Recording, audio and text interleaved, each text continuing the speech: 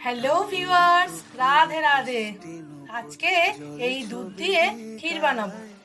খেজুরের গুড় দিয়ে আজকে ক্ষীর। দুধটা প্রথমে ঘন করে জাল করে কমিয়ে নেব। এইবার দুধ ফুটছে, আমি ঘি দেব। এইবার খেজুরের গুড়টা গ্রেট করে নেব। দুধটা ভালো করে একটু নেড়ে দেবো।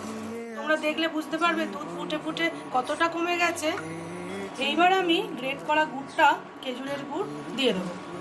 খেজুরের গুড় আর দুধ ভালো করে মিশিয়ে মিশিয়ে আমি জাল করে নেব। তাহলেই রেডি হয়ে যাবে খেজুর গুড়ের ক্ষীর। এইবার আমি ফ্লেমটা অফ করে দেবো ইন্ডাকশানে দিয়ে। কিছুক্ষণ পরে এটা ঠান্ডা হলেই বসে যাবে।